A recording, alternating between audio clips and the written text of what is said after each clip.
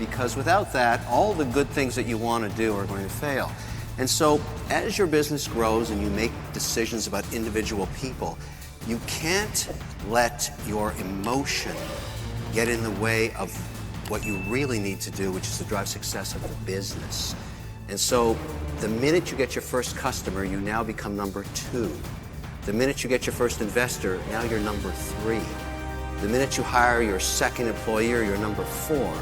It's still your business, but now you know who you have to serve. And I think a lot of entrepreneurs that fail don't understand that you're always serving someone. A shareholder, a customer, the business.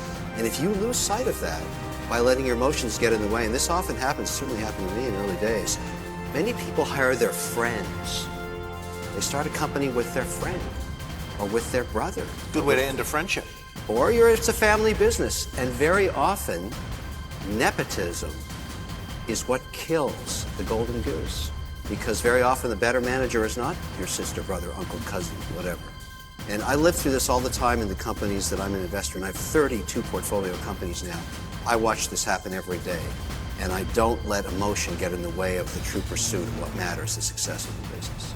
The moment you realize that that person isn't right for the job is the time to take them out of it. Because it's not fair to them. It's not about you. It's not fair to them and the people they're working with and the team that they're part of. The biggest challenge, and I generally find this at sort of the $10 million sales rule, many people have to change in going from 10 to 25 million in sales. It's the natural Darwinian forces of business. And if you don't have the balls to make those cuts and you can't deal with it, you're the wrong leader. The backbone of the success of our country and capitalism, and the most noble thing you can do in your life, in my opinion, is to start a business and create a job. There is nothing more noble than that. But when you take on that journey, you also, after you hire your first employee and have your first customer and your first shareholder, is you have a responsibility of sustainability of the business. Because you're now servicing customers, you have employees that you're responsible to maintain their jobs, their standard of living, their ability to have a family comes from you.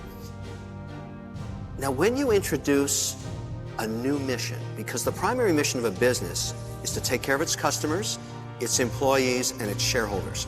That is the DNA of business. When all of a sudden you introduce a new cause, and let's just make it generic, we're going to save the world, whatever that means to somebody. You cause a mutation in the DNA of the business. Now, you could say, going to the Darwinian theory, that mutations create success, that you morph into something that's very successful. And there are analogies in business across multiple sectors, shoe companies, other companies that bring a cause into the model. And it's very successful because it's a connection to the customer in a way that's unique. If you can sustain that, you have brought it into the marketing aspect of what you are to your customer. And you've built it into your income statement, and it allows you to remain competitive and raise capital against your competitors, and you found a way to do something that they didn't do. That model, I appreciate, understand, and believe is a wonderful idea, because it's clearly the Ben and Jerry model. They cared a lot about their community.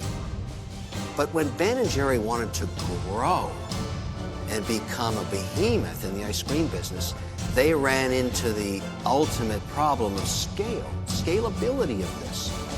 And they don't own it anymore because it was bought by someone who said, well, there's a cost of capital to making ice cream, the cost of protein, the cost of distribution.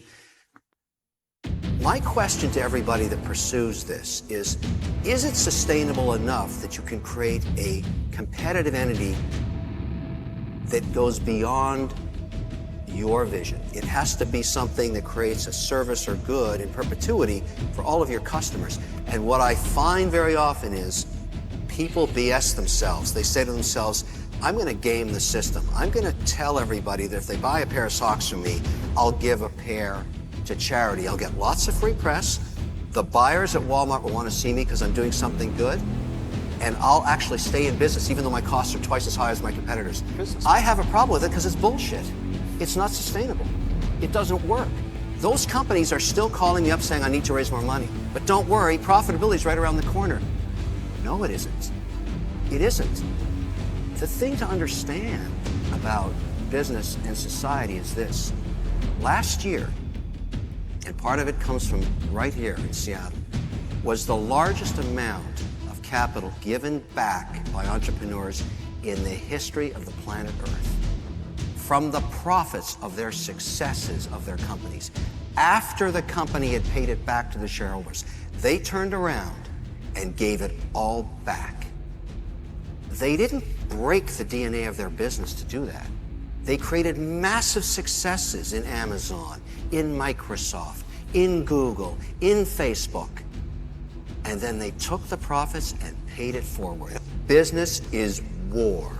There are competitors, winners, and losers. It's binary. You either make money or you lose it. You need to understand that as an entrepreneur. You have to embrace what that means to you and understand what it means to society. Your job is to make that business successful. It's to steal market share from your competitors. It's to salt the earth they used to walk on. It's to make sure you put them out of business and you achieve success. Then, and only then, after you have got all of those profits as being a successful business model, you give it back and you pay it forward. That is the model. That's how it works, and it's never going to change.